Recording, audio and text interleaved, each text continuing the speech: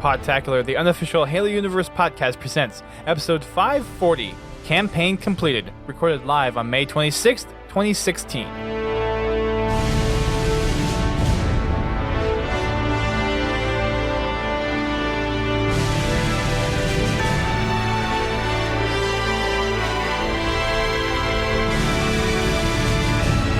Hello everyone, welcome to Podtacular, the unofficial Halo Universe podcast. I'm your host, Duststorm. And I'm your co-host, Godzilla T. And welcome to episode number 540.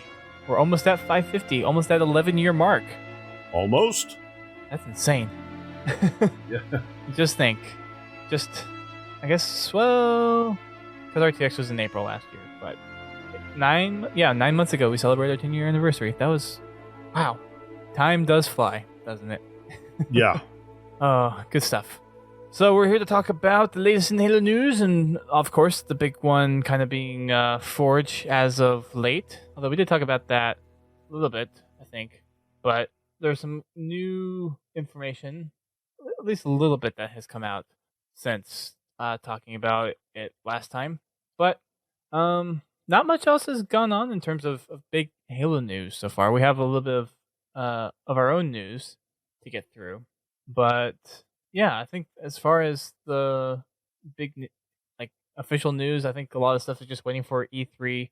There's rumors for the new Xbox console that's going to be coming out that's supposedly 4 times better, faster, whatever, than the current Xbox, and it's going to be a lot smaller, so that's going to be cool.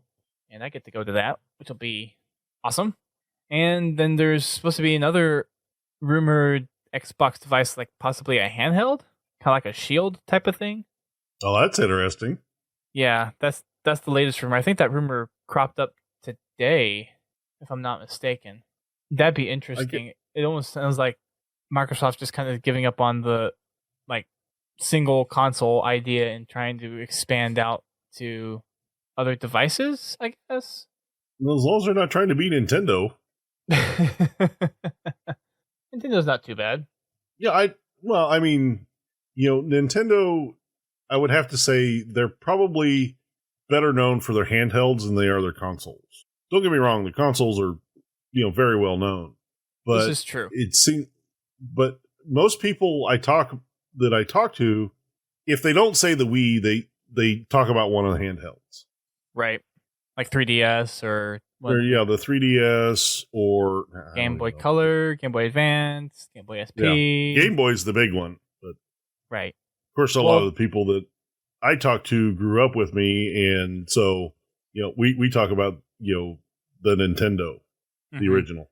Well, the 3DS and the DS really are evolutions of the Game Boy, really. Yeah, I mean, when I was growing up, the hot handheld was the Game Boy. Everybody wanted a Game Boy. Mm-hmm. My first one was a Game Boy Pocket. Never actually ever owned one. Do you have one of the big fat original Game Boys? No, I never had a Game Boy. Never got one. I had this cheesy little football game. Oh, like one of the little handheld, dedicated game type of things? Yeah, it was a handheld football game. You got to watch it click across the screen. Yeah. Yeah, that was fun. Anyway. Good stuff. So yeah, there is a little bit of an update to the Forge stuff, like we mentioned before. There's a Q&A that got posted as kind of the community update for last week, and it got a little bit more clarity in terms of what we're going to be able to do with the Forge on PC. So what it sounds like is coming to PC is Forge and custom games. So no campaign, no matchmaking, and there's no Warzone. So custom games and Forge seem like to be the two big pieces that are coming, and I think the custom games was just to be played with other Windows 10 machines, right? Yes. I mean, they're not letting the Xbox Ones play with the PCs. Right. That's how I understand it. So if you go check out the community update from last week, there's a recently asked questions. And one of the things that they mentioned was that there's no matchmaking on Windows 10, but you will be able to play with friends on Windows 10 in a custom games lobby using your friends list and inviting them via gamer tag. So it's basically what most of the Halo fans want is just to be able to do matchmaking on PC, even if it's just custom games and do multiplayer on PC, not necessarily do campaign and matchmaking. Not necessarily. It'd be a big part of it, but to have Forge and customs, that's covering the most two of the biggest used pieces of Halo outside of matchmaking. Yeah, having the Forge on PC, I think it really does make sense to have the custom games there, especially for map development, because you're not constantly exporting your map to your Xbox One and then having to delete it because you made changes and then re-export it and stuff like that. You can just play right there on Windows 10. And you can control, you've got a little bit more control over the map of keeping it in your possession and not in everybody's file share when you're not ready to release it yet, things like that. So that's a really good point.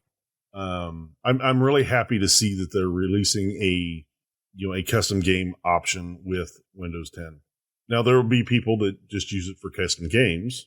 I'm sure there's no problem with that. Yeah, don't get me wrong. I will.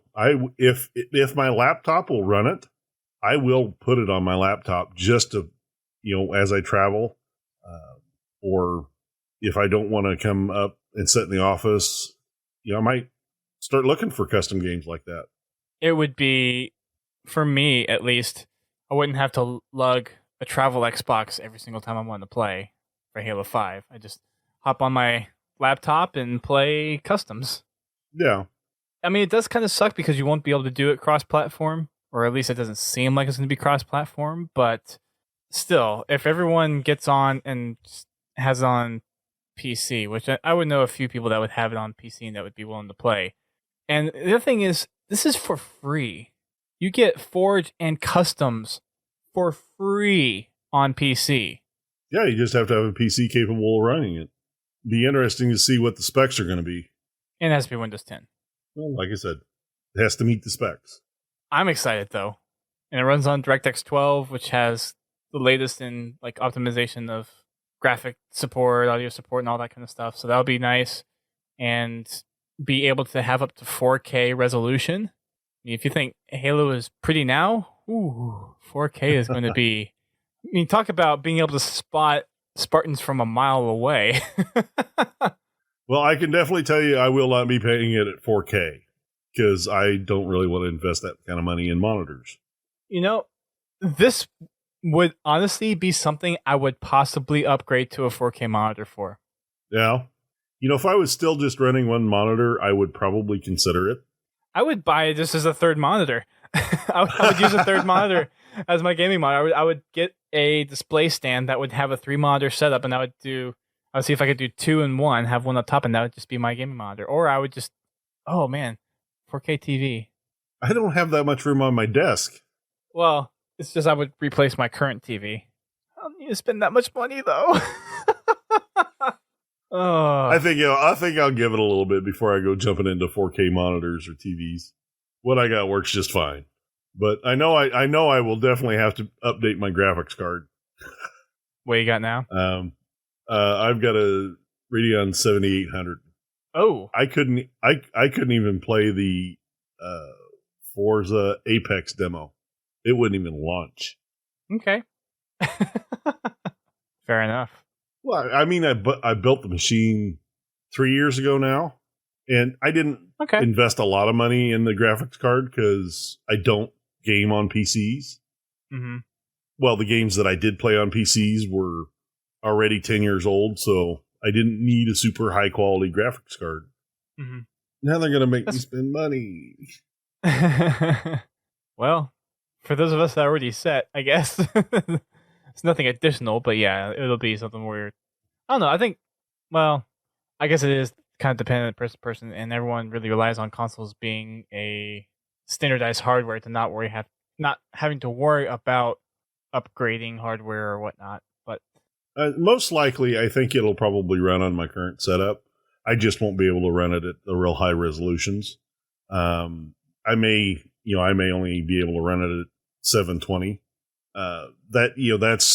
I would assume they would, for something like that, they would have a wider setting for video requirements.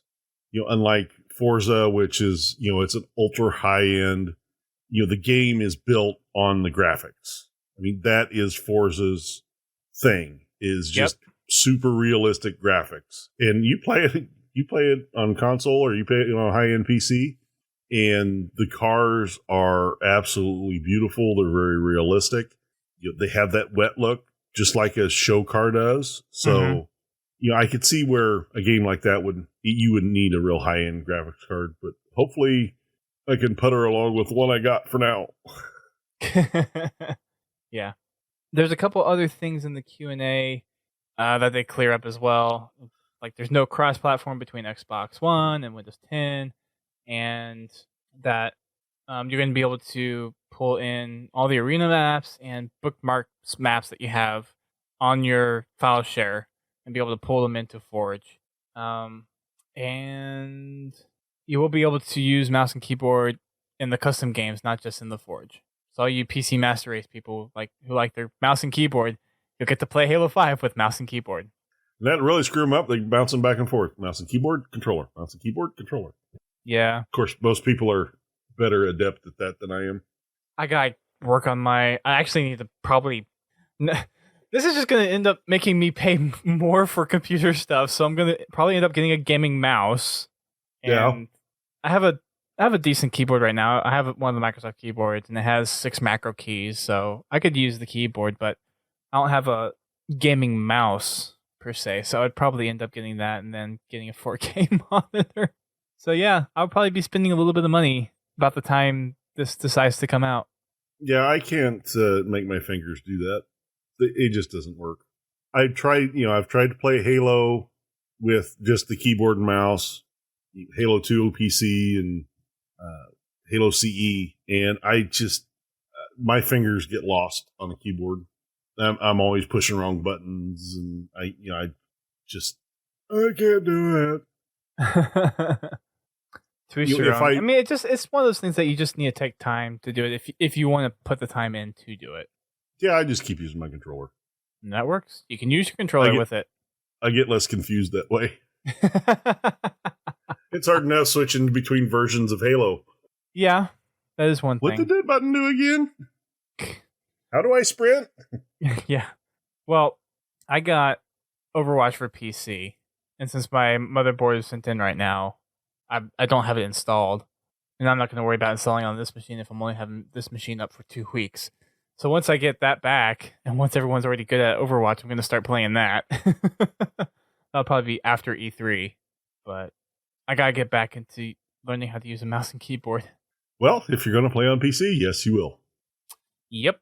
Anyways, so there's a couple other things that got updated from last week's community update. They made some changes to some of the content that they're going to be delivering over the next couple of months. So the Hog Wild update was supposed to include some new bigger items as well. I think there was supposed to be a new map that was supposed to be included, and I think there was something else that there was supposed to be included too. I think race might have been something that would be part of it, but they're going to have another update this month. Or did they say this month? I thought it was next month.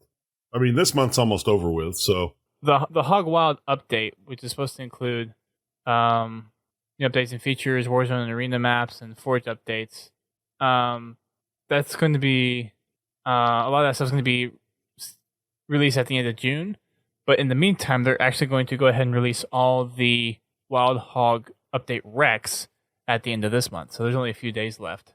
So those will be coming here pretty soon. But the big item on that REQ list is the Sword Needler Warthog. So it's basically the chain gun shoots out needles. It's a chain needler. Just what everybody needs. What is it? The Blood of Suban? That's the carbine with the needles? Basically the needle rifle? Yeah. So basically just put that in the Warthog. That's going to be very comparable, I think, to the Oni Hog. With a higher fire rate. That'll be something to really watch out for. And judging by the looks of the pictures, there's 2 other Warthogs that are going to be included. One legendary, and then there's an uncommon, both with a turret and it looks like a civilian version of it. So it looks like there's 3 new Warthog types, and then one of the types has a turret and then the scout version of the Hog. Yeah, just what we need, another Scout Hog. Yeah, they make good for machinima, but Well, just not for it. Well, I take that back. It would be different if you could pile on 6 Spartans into a Hog and basically use it as a transport. true. So Especially in Warzone, if they all have rocket launchers. Oh. well, that would be interesting. Oh yeah, if you did like Warzone Turbo or something. Yeah. That'd be crazy. You never tried that in Reach? Well, like whenever I did on the mongooses for Rocket Race, did that. Well, no, I meant in the Reach campaign. When you're coming out of Sword Base, there's a troop transport Warthog that if you're quick enough, you can save it. And then you can get 4 Marines to pile into it. Oh, I never did that. There are enough rocket launchers that you can get each one of them a rocket launcher. No. I tried sometime. It's fun. I never knew about that. Yeah. Learn something new every day, folks. Yeah, I had no idea. I am looking forward to Rocket Hog Race, though, and regular Rocket Race. Just race in general would be nice. Mm-hmm. All right. And then there's a couple other things that they've shown on here already. There's a Stinger armor. There's one other armor set. There's a Grunt emblem, which will be cool. It's basically, and it has confetti on it. So that'll be cool. There's a new Mombasa emblem. There is Starfire visor. There's another armor set that they have hidden. There's another, looks like 2 emblems that are hidden. And then it looks like there's another set of weapon skins that are hidden. And then there is this hybrid weapon mods for the SMG, AR, BR, and DMR. It looks like there's some kind of low-profile scope on it. Well, it's the scope off a carbine. It is? Well, what they show in the little trailer that they've put out, if you look at the weapon, it's just the scope off a carbine. I don't know what it does different, though. I mean, is it just the carbine scope, or does it have some extra twist to it? Judging by the icon that's on the mod card, it looks like it's a scope thing. That's my guess. I mean, is it just a different reticle, or does it give you an extra zoom, or is it more accurate? Do you get... If I had to take a guess, my guess is it would be a zoom level between the recon scope and just aim down sights. Yeah. That'd be my guess. It'd be interesting to see. It looks cool. I think they showed it on the SMG. That's what they showed it on. It's just very low profile. Very low profile. Anyways, that's my guess on it. Yet another DMR I'm going to have to wait a year to get. You just got to play more. I've almost unlocked... Well, I've got 2 assault rifles left. I've got like 2 or 3 BRs left. Uh-huh. I still have the 1 pistol to unlock. It just doesn't give me DMRs. It took me a while to get my first DMR. I mean, I've gotten 3 of them, but it's being stingy. I think the DMRs were intentionally that way just because they are more rare. I mean, you already got to wait till rec level 6 to use it. Well, that's kind of the point. So if it is that high rec level, it's going to take a little bit longer to get that more rare of a card. So it makes sense. At least it does to me. Hopefully I'll get done unlocking all the rest of them, and then they'll start showing up. Just got to keep playing. Got to use those boosts. I do. I keep running out of boosts. I keep using them. I haven't used the Warzone boost in a while. I'm just stockpiling them for now until I get playing with a group. So... another thing from the update last week is Bravo had a little blurb in here about some of the updates to the boosts. So now whenever you go into a match and if you use one of your Arena or Warzone boosts, you will not use up the card unless you satisfy the requirements to use that card. So instead of like using a card and possibly burning it without getting any reward out of it, if you don't satisfy the requirements in order to get the rewards for that card, it actually goes back into your rec store. So basically... So it still means a mission victory is a guarantee that you're going to lose, but you just won't lose the card now. I've used mission victories without having lost before. I think the last time I used them, it was during think I was playing Arena, and I used 3 in a row, and we won 3 in a row. Yeah, I before this update, I got to the point where I just started selling them because it didn't matter who I was playing with. If I was playing with a group of people and we'd just been wrecking, as soon as I'd put that mission victory on, we'd lose. So I just started selling them. I mean, they're not bad to sell because they're worth like 100 rec points usually, 100 150 rec points. So it's not really a waste of a card, but it's nice to be able to use them. And if you do happen to lose, it just goes back into your deck, and then you can try again. Well, so when are you using a boost that's only because whenever I've used a boost, I'm always getting at least 700 or 800 rec points. No, I meant as far as just selling the card, it's not bad. Now, I mean, now it's before. Yeah, before maybe not, but yeah, now definitely. Yeah, now hang on to them because if it goes right back into your deck, just keep playing it. Eventually, you'll win a game. There you go. You just piss everyone else in the process of like, who put on the mission victory card? Yeah, just don't tell anybody. Yeah. Too funny. Part of the update with the rec point system as well is bronze packs no longer give out RP boosts because of how they've restructured the rec system.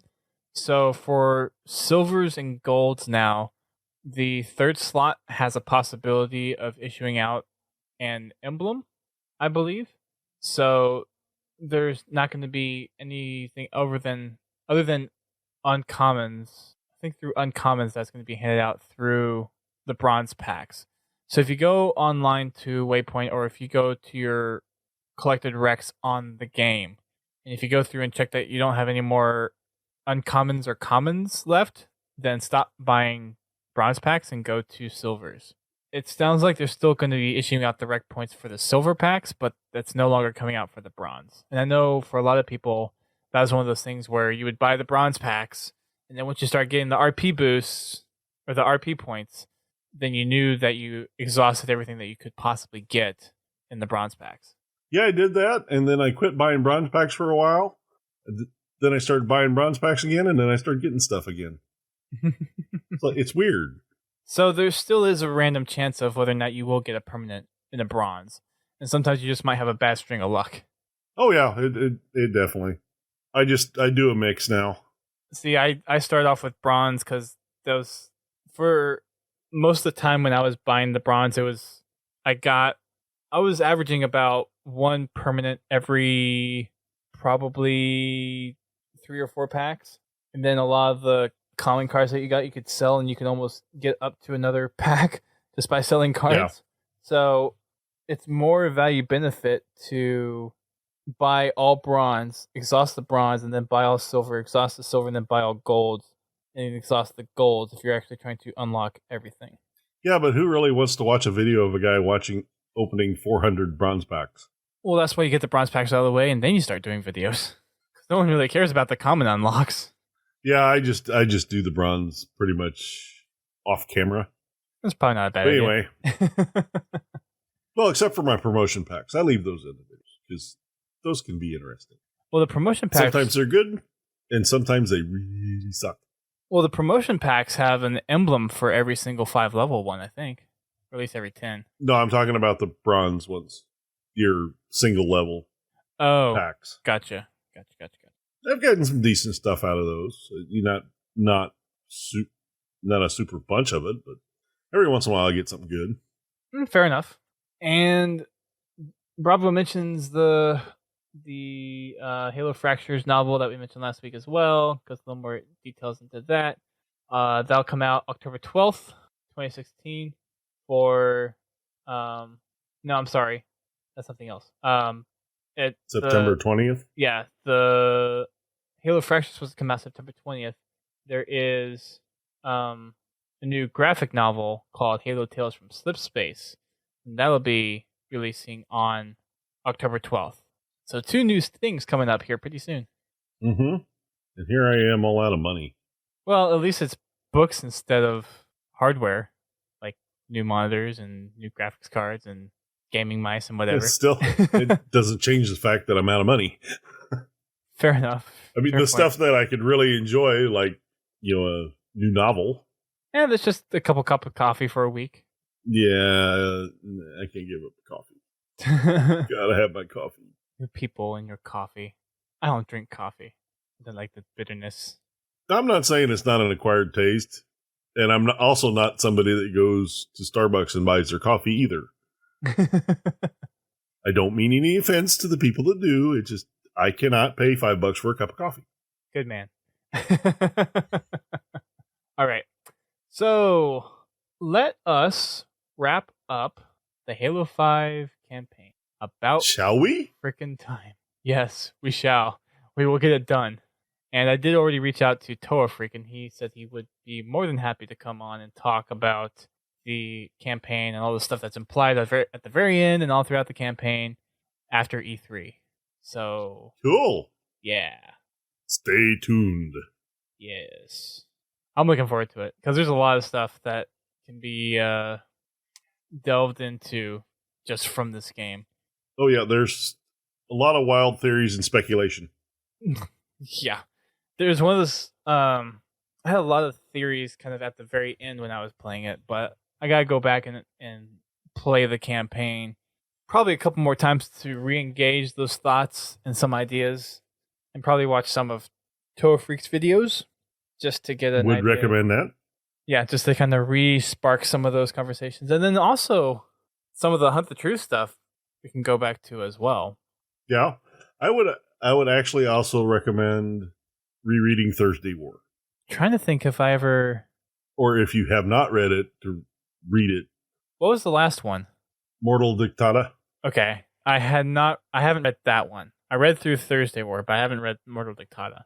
There are some pieces in Thursday War that could apply to the current situation in the Halo universe. Gotcha. And then you go or through at least give you a point of view. Makes sense. And you go through and actually finish Escalation as well. And I guess doing Thursday War, it'd be nice just to read the trilogy. Just go ahead and read the Kilo 5 trilogy. Mm-hmm. And I still haven't finished Broken Circle. So I need to go through and finish that one. Let's see, I've gone through that twice now. Yeah, I'm slacking a little bit. I've got some reading to do. Yeah.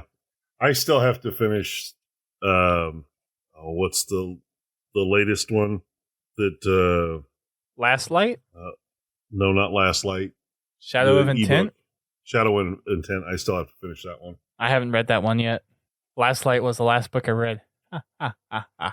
Well, that's a good one to stop on.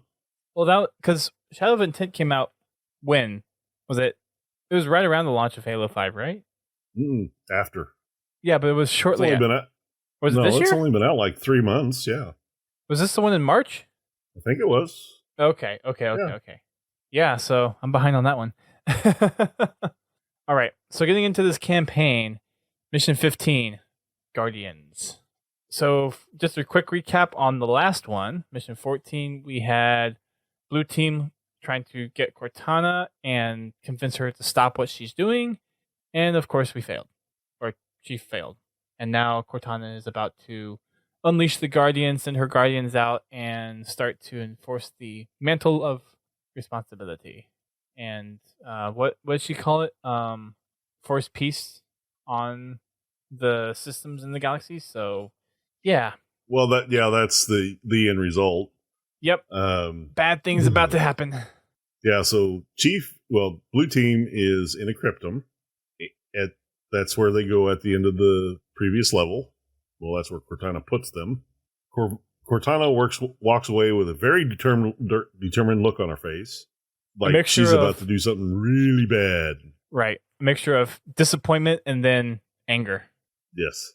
Then we open into the last level, Guardians. I have to admit, this first area that you spawn into, it's kind of fun just to walk around. Yes. And you have 6 cells that Exuberant Witness, is that right? Yeah. Yep. Has captured different AIs. There's a campaign knight. AIs, not necessarily. Yeah, campaign AIs. You have a knight. You have crawlers. You have grunts, elites, or an elite, hunter, and a soldier.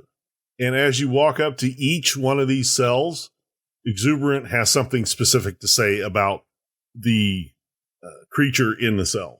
Well, except for the elite general, because that's at least Vale or Tanaka say something about that. I think. Yeah, they make the comment. That's not Swords of St. Helios. I don't feel so bad now. Well, no, because the one I listened to, it was a Swords of St. Helios, and she said better being in there than out here. Well, I guess they have different dialogue. I've only stopped a couple of times, so I'm sure there's multiple sets of dialogue. Well, the first time I went through and actually listened to it was 2 weeks ago when I played through the campaign again to talk about this stuff.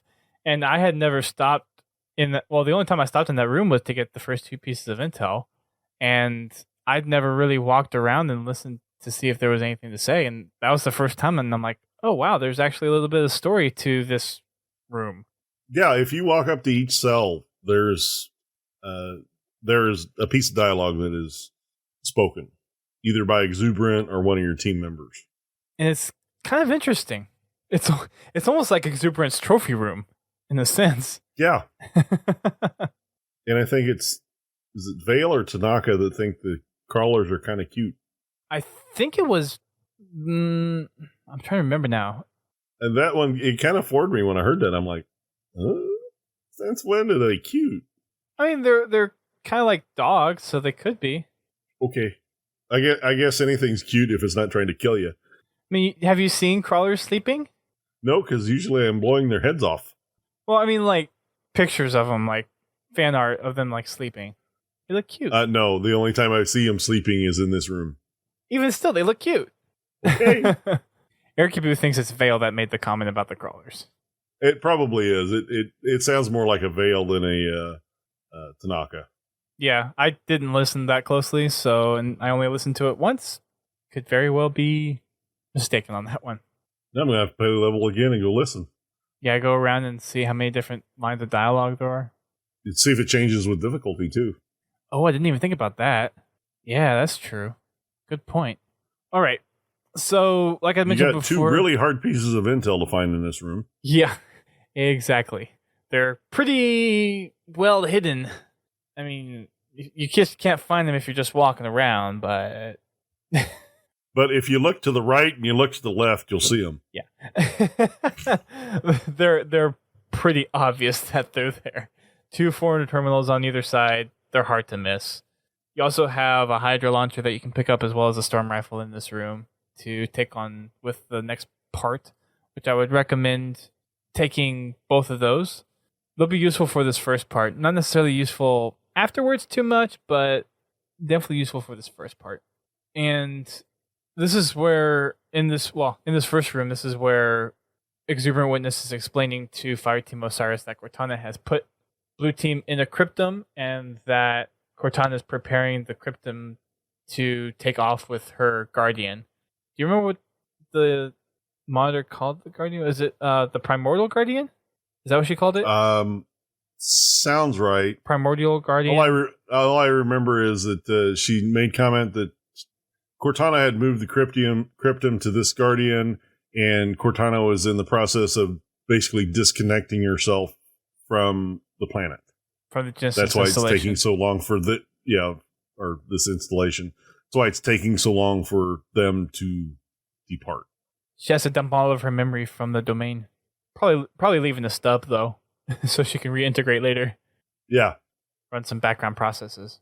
But throughout this level, as you get into open areas, you'll be able to see Guardians leaving. And throughout the level, you'll hear them leaving, too, as they enter their slip space bubbles, or whatever you want to call it. The portals. As they depart. I have to admit, it is kind of neat watching them depart. Just, the way they kind of fold in backwards. It's like they're being sucked down the drain or something. I don't know. Yeah, it's almost like they're falling sideways. Or backwards. Kind of into the hole. Yeah, it's an interesting thing to note. Is it... I find it interesting because, all the other ships and stuff, you see them driving towards the entry point, and the these Guardians, they just kind of back into it. It's just weird, just different. Right. So after you go through this first room, you get onto a lift, and this is where you have Exuberant Witness starting to explain what the reclamation is and what the purpose of the Guardians were. And to Fireteam Osiris is kind of like surprised. It's like, Cortana's going to do what now with these things? Basically doing the force piece on the galactic systems. And Cortana kind of chimes in and is like going on about the whole creators versus created thing that we kind of heard from the last mission with Warden and Blue Team. And is it Locke that made the comment of that Cortana was built, not born? I thought that was Buck. I think that was... Maybe it was Locke. I'm going to start paying attention to who says what now. I remember the line, but I don't remember who said it for sure. I think it was Locke. But yeah, so he was going on about how... Well, Cortana was going on about how they were oppressed, basically. And Locke's like, no, you were built for a purpose. You weren't just born. You were made as a machine. Mm-hmm. And as you start to get down to the next area where you actually meet your first set of enemies, Cortana goes, and I don't know if it's like at that point in time she goes and tries to reach out to a bunch of AI around the galaxy, but I'm guessing it's mostly just kind of like a collection of recordings from a bunch of different AIs across the UNSC and across human colonized space, basically pledging their allegiance to Cortana and the Reclamation. Yeah, I think it's... I don't know if it's recordings. I think it's basically active communications that you hear all these AIs citing with Cortana. And Governor Sloan is one of them. Yeah, you heard that one pretty distinctly. There's a lot of other names in there. Quick random note, just complete tangent here. Remember when, I forgot who said it. I don't know if it was Crash or Noah who said this, but didn't they say there was supposed to be a character from Hunt the Truth in Halo 5 Guardians? Like, supposed to be some kind of like hidden cameo? Somewhere, yes. Has anyone figured that out? I know I'm speaking to just our audience here. Nobody that I know of. I haven't seen any posts or anything on it. Eric Ibu, have you heard anything since you're in the chat? Because that's one thing that's kind of been that small ping on the back of my mind is like, where is this person that was supposed to be in Halo? And the only thing, when I heard all the AI voices, one thing I thought that could possibly stick out is maybe, what's her name? The one that played Pharaoh? Yeah, I guess, yeah, Pharaoh. Anyways, yeah, Pharaoh being one of those AIs, but I think that would be too close in timeline to what's going on here in order for that to really be like close. But I don't know. Well, I thought it was actually supposed to be one of the Hunt the Truth characters, not just the actor. Yeah. That's what I mean. Well, yeah, it wouldn't be any of the AIs that. Yeah, it wouldn't be any of the AIs that are calling in. So, I don't know. I have to go back and think about that a little bit. But anyways, random tangent, completely sidebar that one until later, I guess. But yeah, just a thought. Now you got me thinking. Yeah, I'm sorry. I'm sorry about that. So you step off the platform, you have all the AI that are talking to and submitting their allegiance to Cortana and what she's doing. And you come up against a group of Covenant and Prometheans that are fighting each other, and you get to join in on the fight. You can pick up a binary rifle that's at the very front of that area and use that to take out some of the bigger enemies, or use your Hydra launcher or storm rifle to take out some of the enemies as well. There's a path up on the left and the right. I choose the left way to get up to the top, just so you have height advantage over the enemies, over the Covenant and the Prometheans. But as you're going through, make sure you pick up some of the additional binary rifles if you are on the difficulties that are hard enough for the soldiers up on the top mid to have them, or grab some of the Promethean weapons to use against some of the tougher enemies. And there's 200s in there as well. I find the Promethean weapons are more useful than the Covenant weapons when fighting the hunters. Yes. And you don't really have much human ammunition to use either. So drop those as quickly as If you want, possible. you could save your Hydra for the hunters. There's plenty of ammunition and weapons to take care of pretty much everything else. Yep. You definitely want to make the sniper soldiers a priority, because even with light rifles, they can tear you up pretty quick. They're pretty easy to take out, though. Just simple headshot.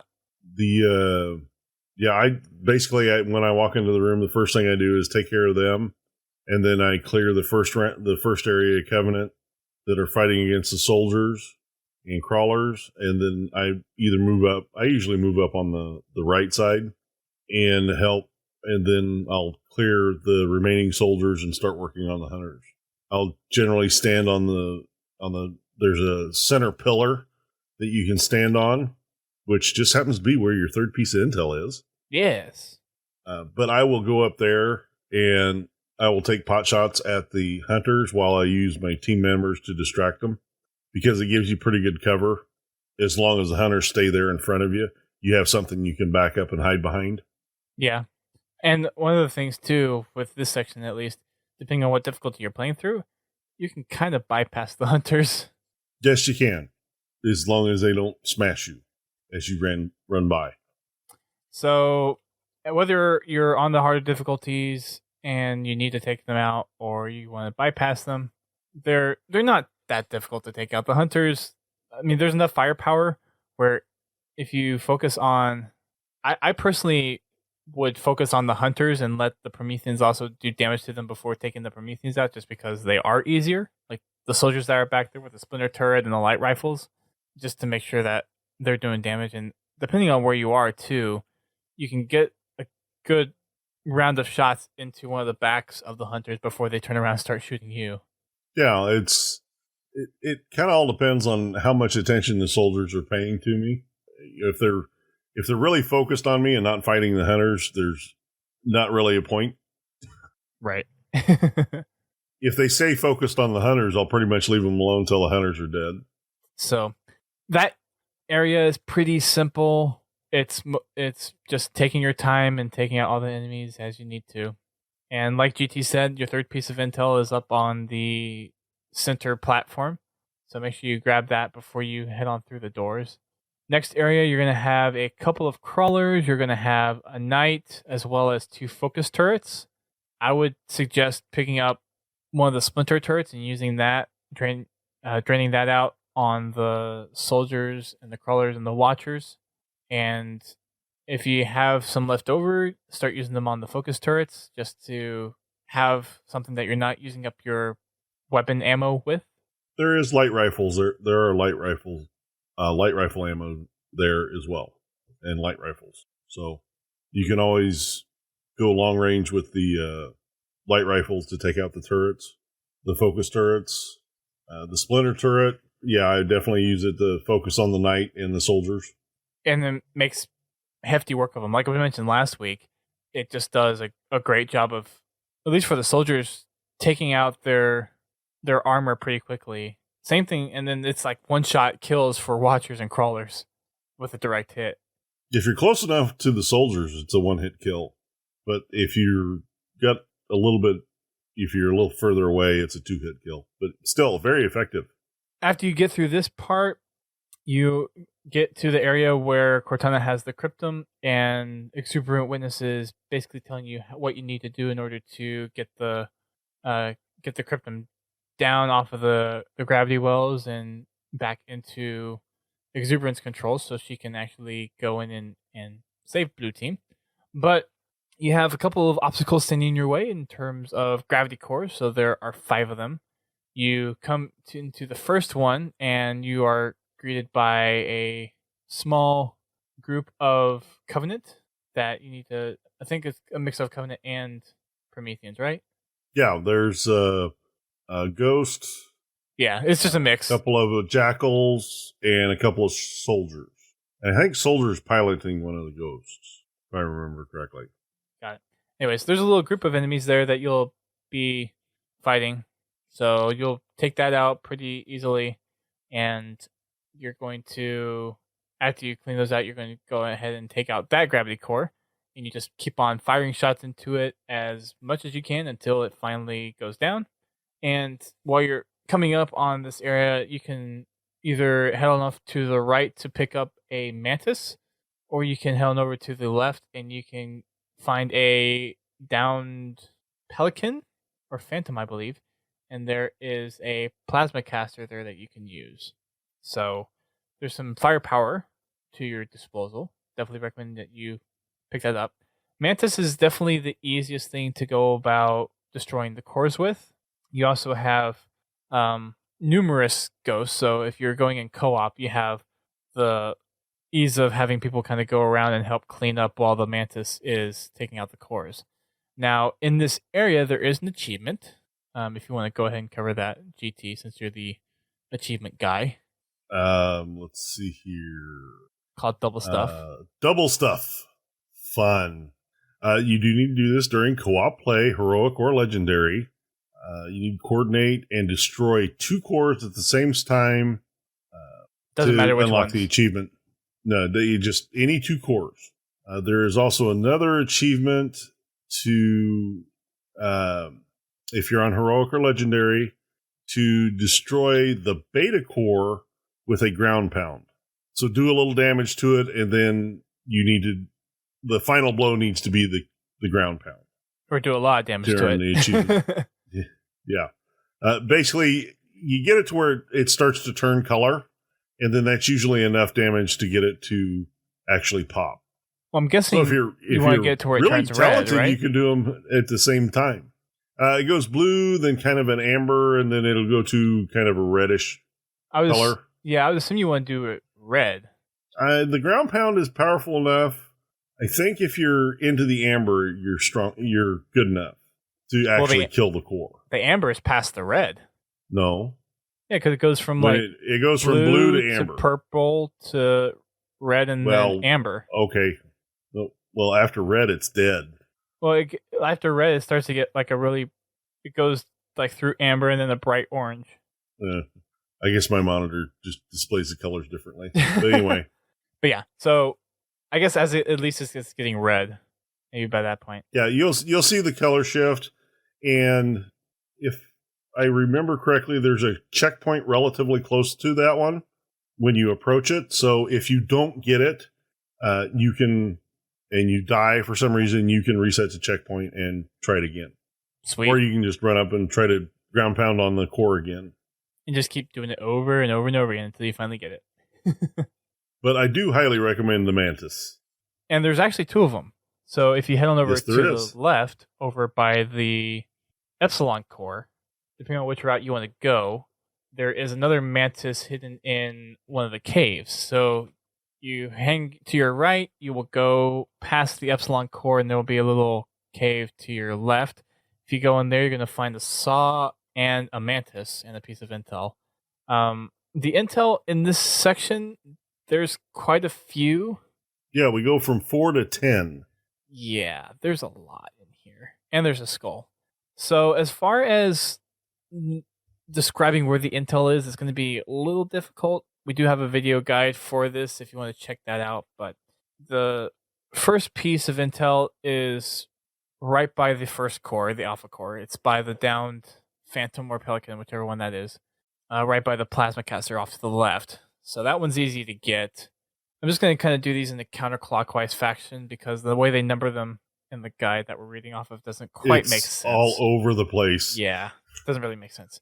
So the next closest piece of intel that you probably get as you're going through the right, like if you're going from starting from the bottom, if you're going counterclockwise, because you're kind of led in the direction of the beta core. So going that way, you'll get to the gamma core, which is on the top right part of the map, and there's actually going to be a damaged pelican up there. That's going to have your 5th piece of intel. The easiest way to get up there is there's an ice ledge that has, as you're coming out of the tunnel from the beta core, there's a place where you can hop up. You can kind of climb up some snowy, rocky areas, and then you'll go up to the crashed Pelican, and you'll find your 5th piece of intel there. There's also a saw and a sniper rifle, and then... And a skull. Yeah, the skull's a little more difficult to get to, though. Yeah, the intel's on one side of the Pelican, the skull's on the other side of the Pelican. And in order to get the skull, you have to actually jump up from the other side of the Gamma Core, and it's a little tricky to get to. You have to time your jumps and place your jumps pretty carefully. It's not impossible or overly difficult, but it is challenging to get to. And there are some places of the rock shelves that will kind of push you off a little bit. So just kind of take your time. I know when I first got the skull, it took me probably 2 or 3 tries to get up there before I finally got the skull. So be patient.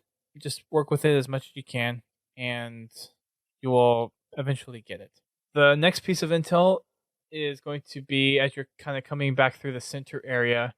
If you're looking at the very center platform where you eventually deactivate the cryptum being held so that you can get access to it, so you open the doors to get access to the cryptum.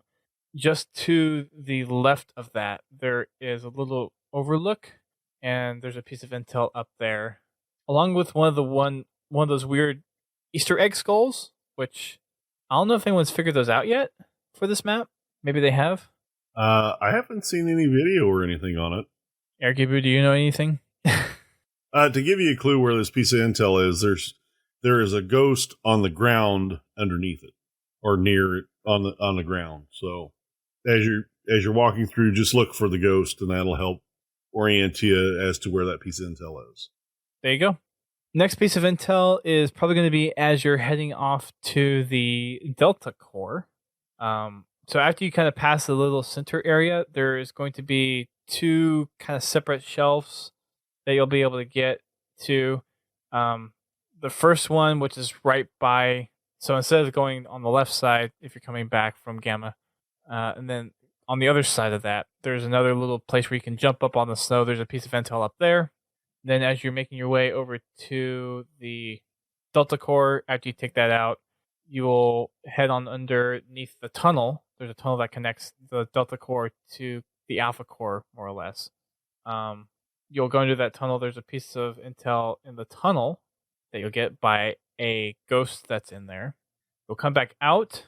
You will take care of the Epsilon Core.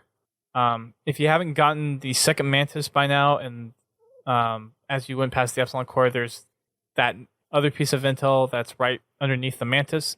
And then there's one more piece of intel on another little area that you have to jump up that's in between the Epsilon and the Delta Core. The 2 cores on the far right, the far left side of the map. And that's all 6 pieces of intel there. Again, it's a little hard to explain because there are so many in this area. So if you're a little confused, check out our video. We have a little guide on how to find all the pieces of intel. And then we also play all the pieces of intel, so you can get that without having to get all of them if you so choose.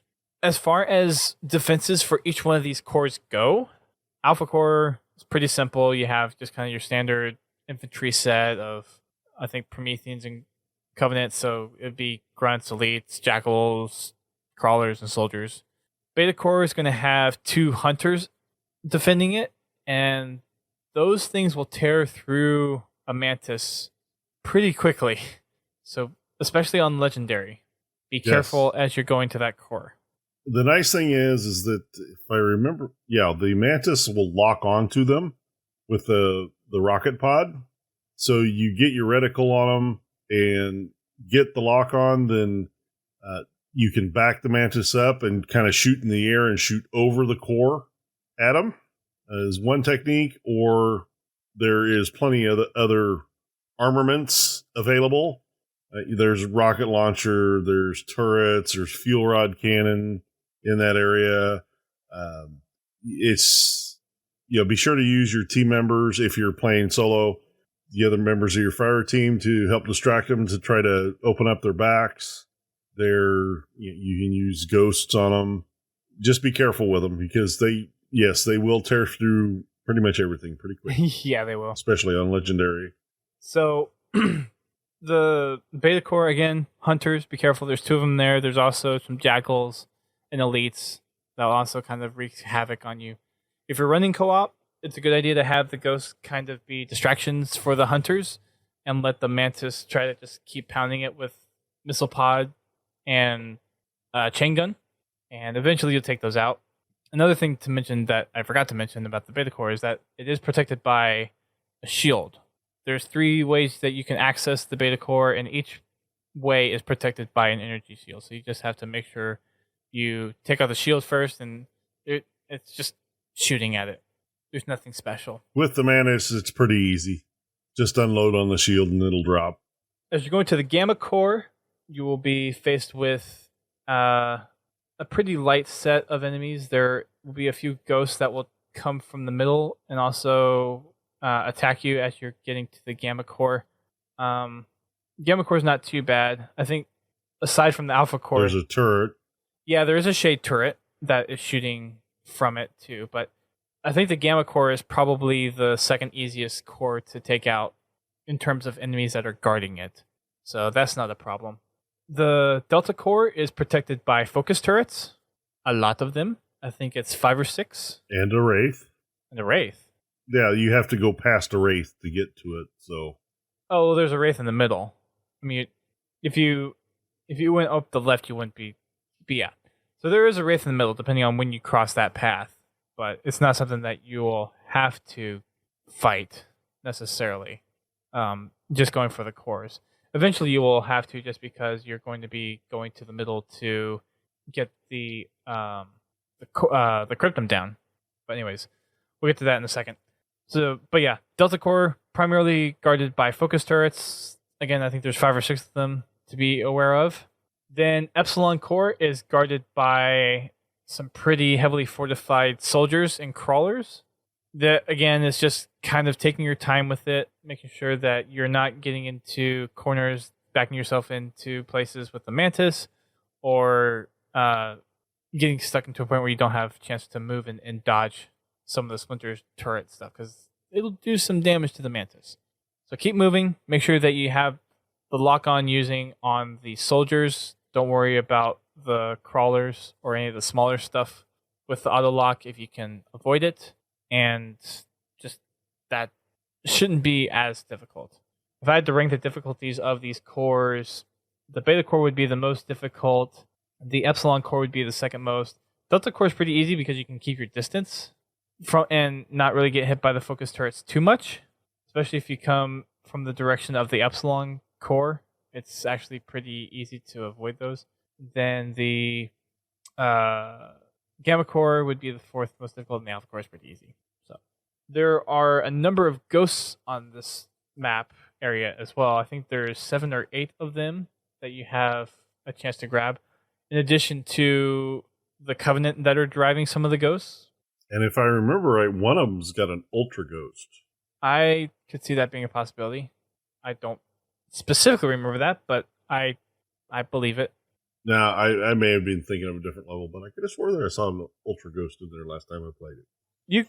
Regardless, there's plenty of ghosts. Right. You could be very right on that. I don't doubt that you are. So once you get all the gravity cores down, you will go ahead and head on over to the middle area where you'll get access to the cryptum, or try to get access to the cryptum. As you're heading on over, like GT mentioned earlier, be aware of the Wraith that will be there. And there's also going to be a focus turret overlooking the little activation area that you need to get to. And 2 shade turrets. Yes, that's true too. Those will wreak havoc on you. Big time. The 2 focus turrets are on the raised area in front of the little activation switch. And if you have the chance, while you're in the Mantis, take out the shade turrets. And you can even take them out beforehand if you're going from like Delta Core to Gamma Core, or Gamma Core to Delta Core. You can take out the shade turrets, so whenever you are going to the middle area, you don't have to worry about them being a nuisance. Yeah, I generally, when I leave Gamma Core, I'll go towards the middle and clear that area, because the first time you come through, there are mostly Covenant there with a sprinkling of Promethean. But once you get back there, there's a lot more Promethean. There's 2 waves of enemies that'll spawn there. So I'll generally clear it out. Clear it out the first time. Get rid of the Wraith. Destroy the shade turrets. Don't leave them standing. Destroy them. Then I'll go to Delta Core, destroy it, Epsilon, and then I'll come back to the middle. And the reason I destroy the shade turrets is because if you don't, the Prometheans will get in them. Smart AIs. Yeah. Smart ass. Anyway, and it just kind of helps.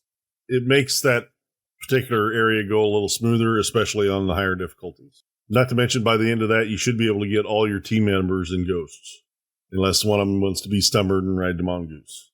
Or, sorry, Gun-Goose. And who would be doing that, honestly? Buck. That would be something that Buck would do, wouldn't it be? Yeah. Anyways, so once you finally get all the gravity cores down and you activate the switch to get access to the Cryptum facility, Cortana is just like, nope.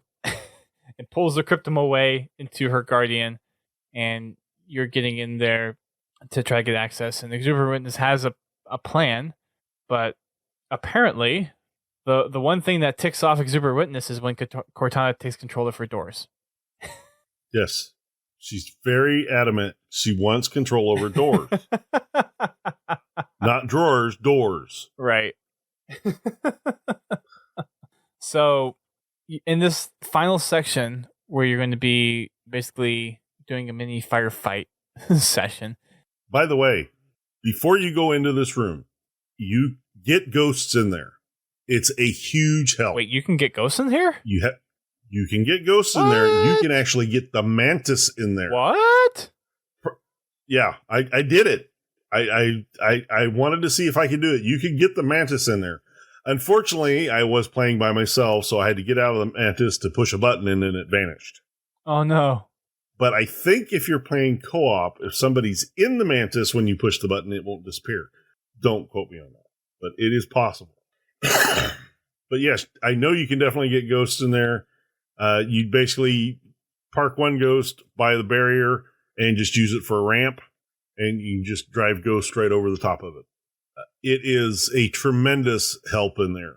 You do have to be careful because you have limited maneuverability, so you have to be really aware of where the enemies are, but they does a really good job on knights and watchers and crawlers, and you don't run out of bullets. Very true.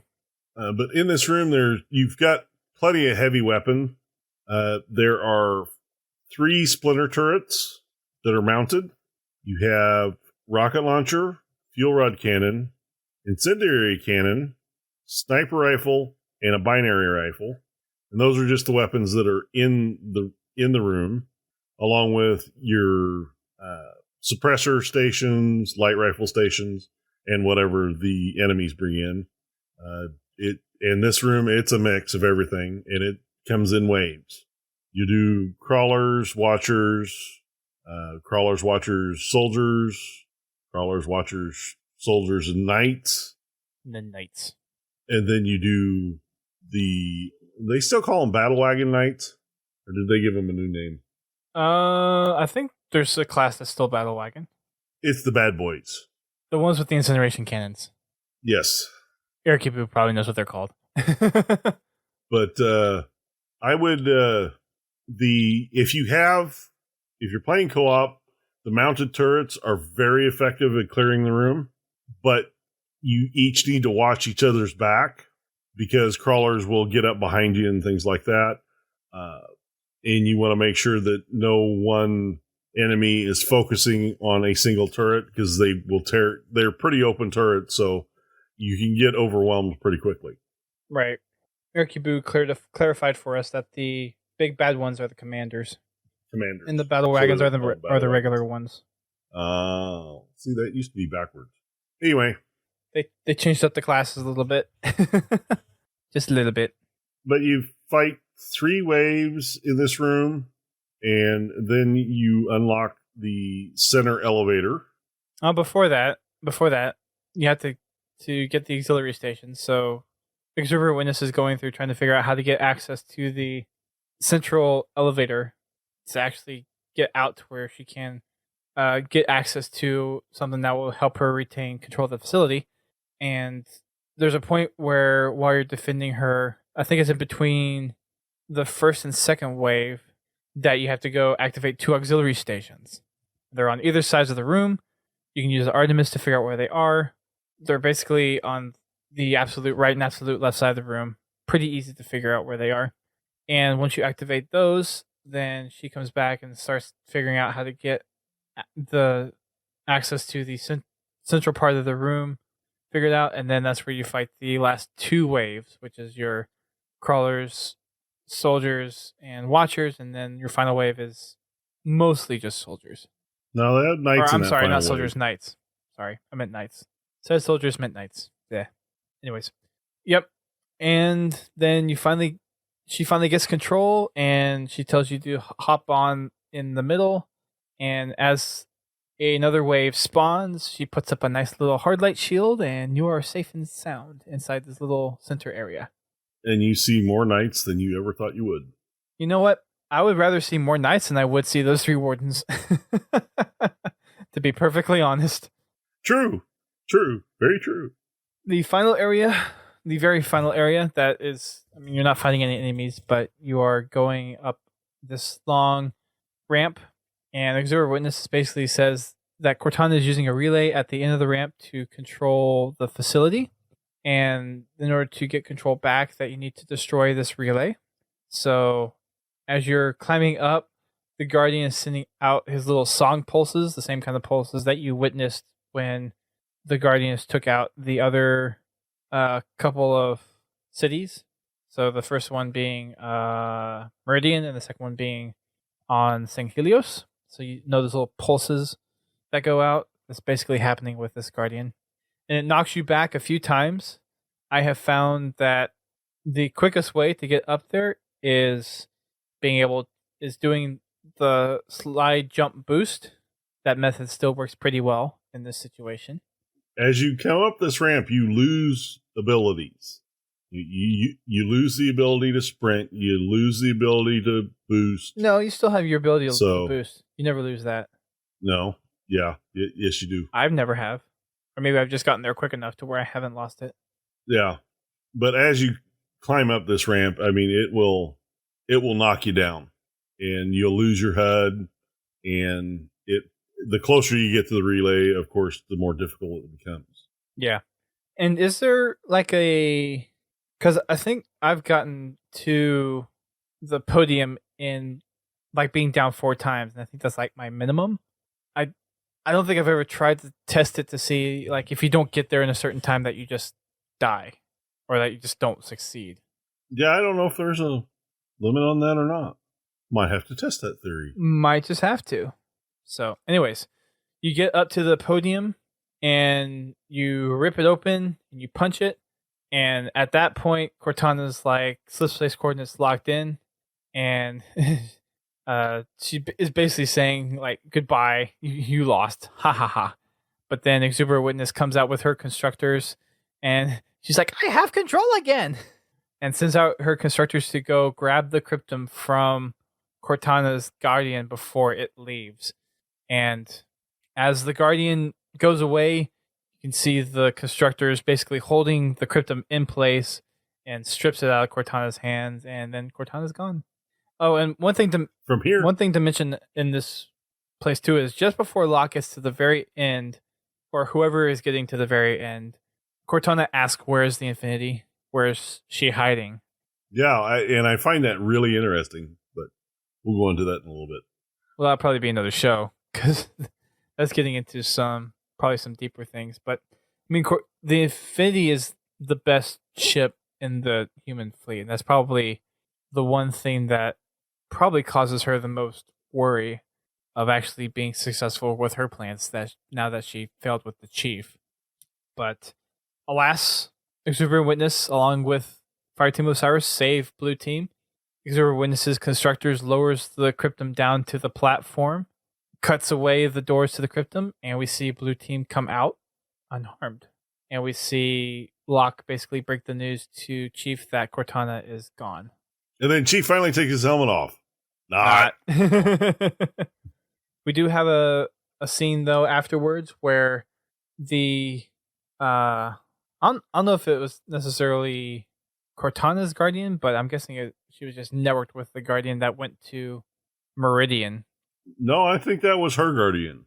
I think that's the one she's residing in. Either way, the Infinity was still at. It looked like that was Meridian, right? It's possible.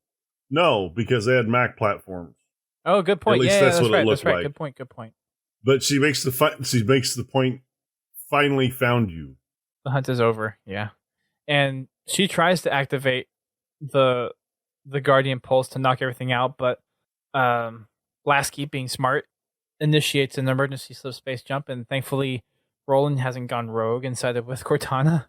But as they're in slip space, Cortana still is within range to transmit to them, and basically is saying that the Age of Reclamation is coming, and that the created have claimed their rightful place as being the ones taking over the mantle of responsibility. And Roland's like, "Are we just going to run?" And Lasky's like, "Well, we're going to run until we can figure out how to fight Cortana." And then afterwards, Chief is reunited with Halsey. It's about time. What took you so long? They could have come up with so many different lines. That was corny. That was really corny. I was like, I mean, at the beginning of the game, it kind of made sense because it was like 3 weeks she waited, but I never understood why they put that line there, other than to tie the beginning to the end. That seems the only reason that it was there. Erkibu was saying it was Earth. It could be. Very well could be. I don't remember. I didn't take a close look at the planet that was there, but yeah, it's possible. And then there's one final scene at the very end on Legendary where we see a Halo ring. We hear Cortana humming, and it looks like the Halo ring is activating. And that's it. She's up to bad juju. And that's the campaign. We're done. Yay! Yay! Took us long enough. Get it? Get it? Get it? Yeah. Funny. Funny. It was more it was more appropriate there than it was at the end of the game. just definitely saying. So that wraps up our campaign coverage. We will finally get into more lore stuff. We'll get back into the books. We'll get back into discussing what the end really means. What could Cortana possibly be doing? We'll get some people on the show. It would be good to get Podcast Evolved on here to talk about the ending. I'm sure they've talked about it before, and we're just now getting to it. We've talked to Toa Freak. He's on for talking about stuff as well. So expect more campaign and lore and book discussions after E3.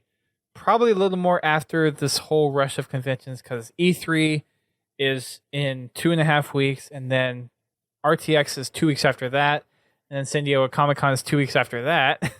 So my podcasting time is going to be somewhat limited in the coming couple of months. Well, here in a couple of weeks, we're going to be mind blown. Yes. Out of what comes out of E3, whether it be from 343 or Xbox, it's going to be an interesting E3. Right. Halo Wars 2 is going to be discussed there for sure. There's going to be the Xbox Slim or whatever it's going to be called. Right now, the codename is Scorpio.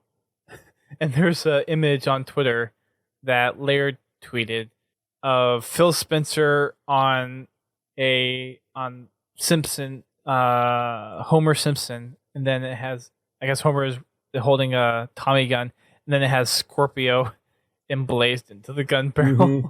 So that's supposed to be some big news. Yeah, I saw that. Yeah, that's some big news that's supposed to be coming out about for E3.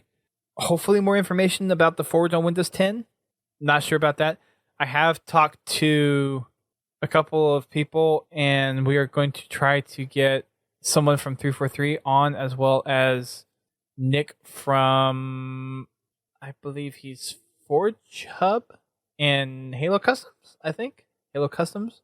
Been talking to them a little bit recently, and we're going to have a podcast with that hopefully pretty soon. Don't know if it's going to be before E3. It's likely going to be afterwards.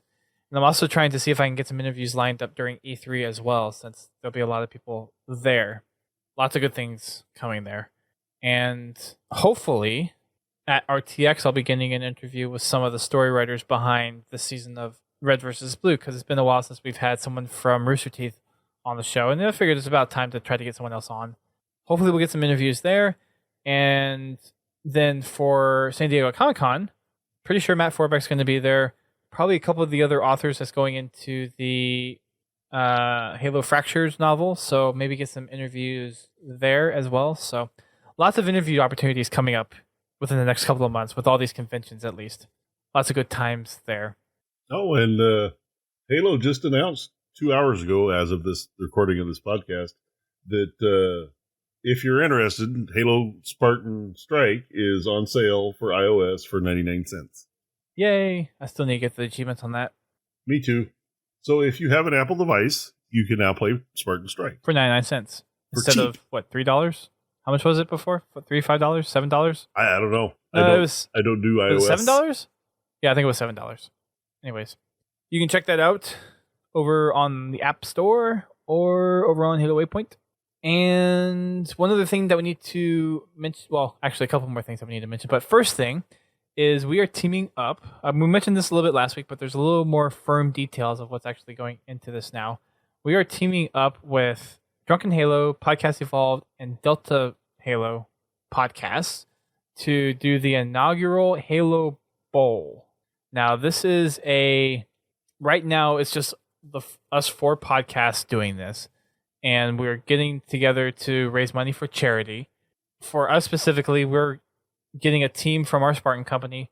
Everyone is getting a team together. Like, there's going to be one host on the team, and then it's going to be comprised of their community members. So for us, what we're doing right now is I've messaged the Spartan company over Waypoint, and if you are interested in playing, the tournament is going to be held on June 8th. We're going to be starting gameplay around 6 Eastern time. So you would need to be available then if you are interested in participating, and it would be all played that night.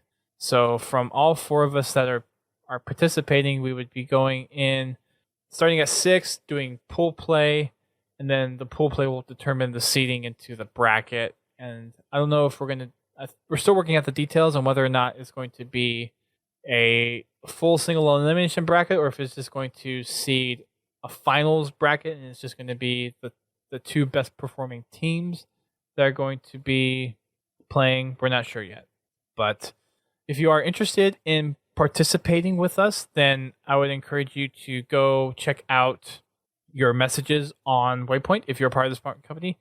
If you are not part of the Spartan company and you want to get involved, then you can now go ahead, request a invite to the company or seek enlistment to the company, and we will accept you. There is currently 8 spots left, and once we get close to that, I'm going to start pruning again for people that are inactive in the company, so we can make room for other people.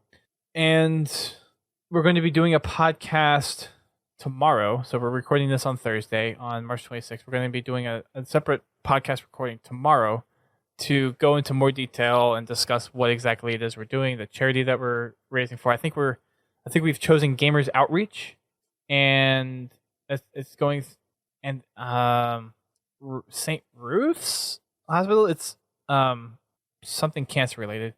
Anyways, there'll be more details on the podcast tomorrow that we'll be recording. It's going to be all 4 of us hosts from the podcast talking about it. So there'll be more details on that here coming out within the next week or so.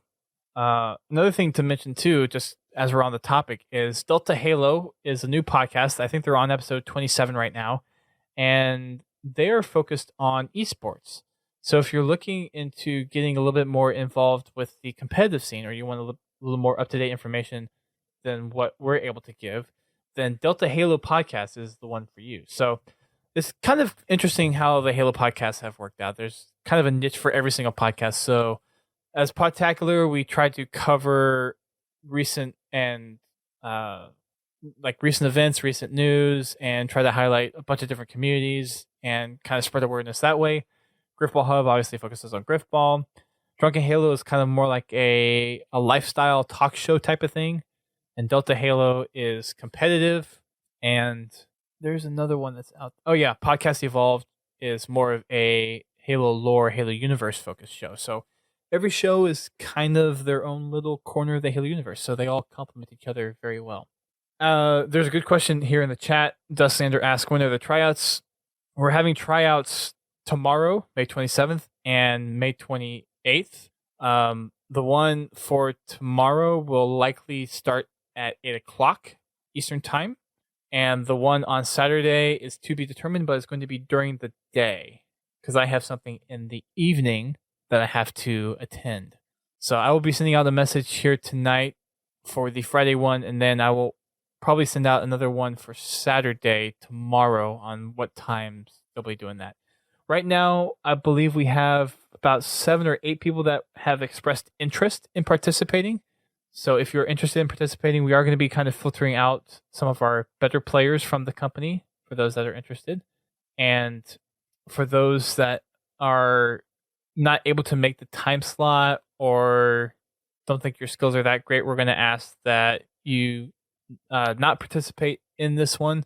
It's not that we don't like you. It's just that we would like to put a good foot forward in participating in this tournament, because the other communities have some pretty good people playing for them. So we don't want to just be steamrolled if we can avoid it. So I will not be joining into this competition. Yeah. So, yeah. It will be streamed. We're going to have one of our own. I believe Triple Ace Zero has volunteered to commentate. We are going to be, and that's REQ. So he's volunteered to commentate for the stream. So hopefully that'll go out pretty well. And we also have, let's see, just checking again. It looks like 5 or 6, actually, not 7 or 8. But yeah, so we have interest. We're going to be doing tryouts. And yeah, if you haven't expressed interest already, please do. In addition to kind of Spartan Company related news, we are still making progress on our Spartan commendations. That's something that we need to keep up at it. And I'm just pulling it up real quick on the ones that we need. Currently, we have 15 out of 31 commendations completed for the armor. Our 2 closest ones right now to being completed for level 3 are almost doesn't count. Kill an enemy Spartan when your health is low and survive. And then sting like a bee, kill an enemy Spartan with a melee.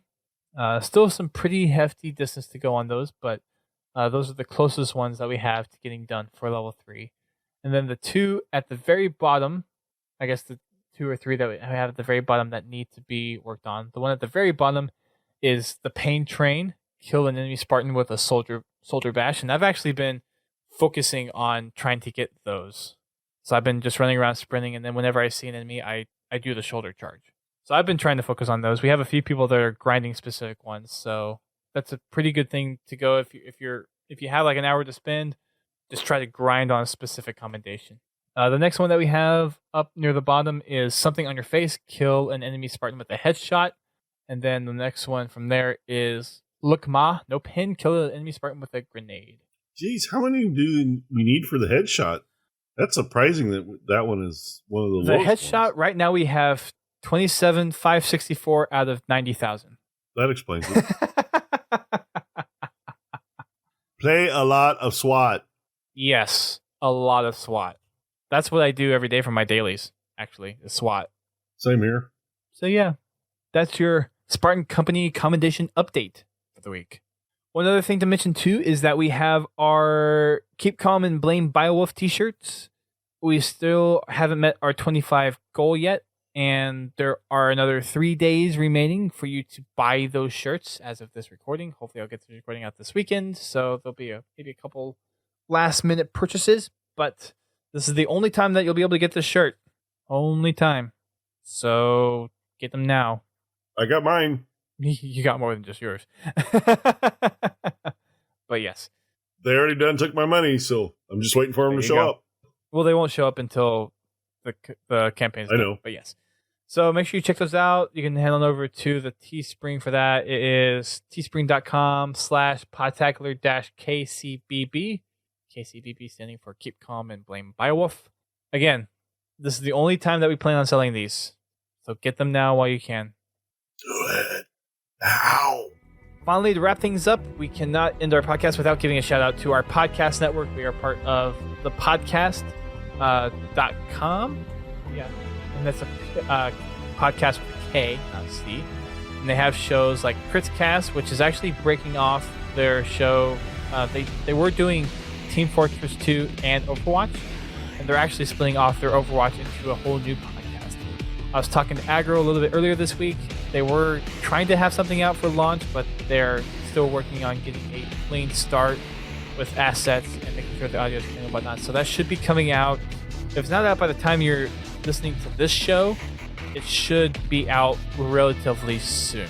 So we'll have a new podcast kind of under the umbrella of Critscast joining the network.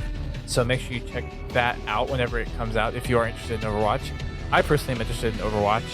I have it for PC, just not playing it yet because I have to send my motherboard to get replaced. So make sure you check that out. There's also Guardian Radio, which is for Destiny. There's also The Learning Cliff, which is for EVE Online. And then there is also Work in Progress and How to Murder Time. So you can check out those. You can find that at podka.st or thepodcast.com. Again, that's podcast with K instead of C. Let them know that we sent you and spread the word, spread the love.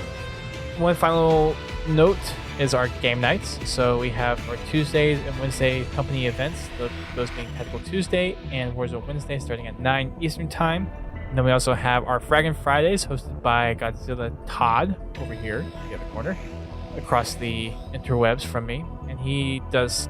Ding ding. He hosts customs, Warzone, arena, kind of depending on whatever the late hotness is with playlist updates or content updates that come out, and then whatever other cool customs that are out there.